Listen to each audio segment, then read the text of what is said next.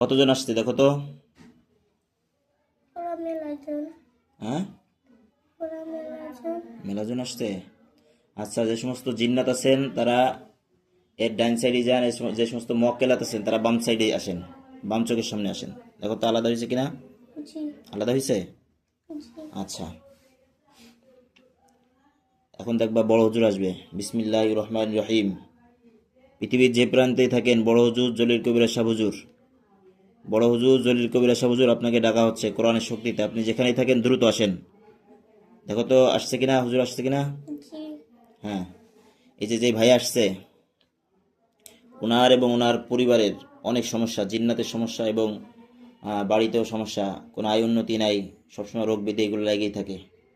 এটা কেউ কি কোনো ক্ষতি করছে কিনা, নাকি কেউ কোনো ধরনের বান জাদুটনা করছে, এগুলো দেখবা। আমি ঠিকানাটা বলতেছি, ভাই আপনার ঠিকানাটা বলেন তো। নাম বলবো। আপনার নাম বলবেন, আপনার পিতামাতার নাম বলবেন। আমার নাম হলো আব্দুল হাকিম। হ্যাঁ। পিতার নাম আলিয়ার কাজী, মাতার নাম আলিয়া বেগম। কাশিয়ানি, পুনা উত্তরপাড়া গ্রাম, পুনা উত্তরপাড়া হ্যাঁ, কাশিয়ানি। গ্রাম, পুনা। হ্যাঁ, ফুনা উত্তরপাড়া, গোপালগঞ্জ জেলা। দেখো তো এর বাড়ি, ওনার বাড়িটা চেক দাও, পুরো বাড়ি চেক দাও। এই মক্কেল যারা আছেন, বিশেষ করে জলিল কবির সাহেব হুজুর, আপনি ওনার পুরো বাড়িটা চেক দেন, দেন কি কি সমস্যা আছে দেখেন। বিসমিল্লাহ আল্লাহু আকবার। আমি কি দুনিয়াকে দোয়া করি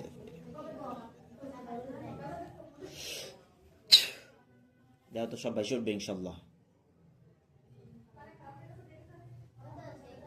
দেখো তো কি কি দেখা যায়। বান, জাদু, কুফরি, বদনজর, হিংসা, আসাদ, এরপরে কালো জাদু, জিন্নাত, কি কি দেখা যায় দেখো তো, দেখো তো।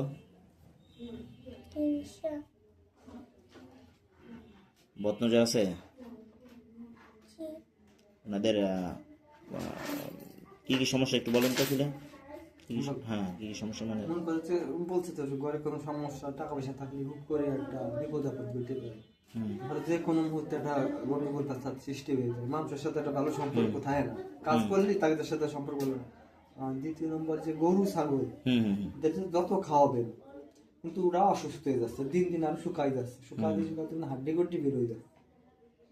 কিন্তু ডাক্তারি, বললো না বদনজরের সমস্যা, বুঝছেন। ডাক্তারি কোনো চিকিৎসা নাই।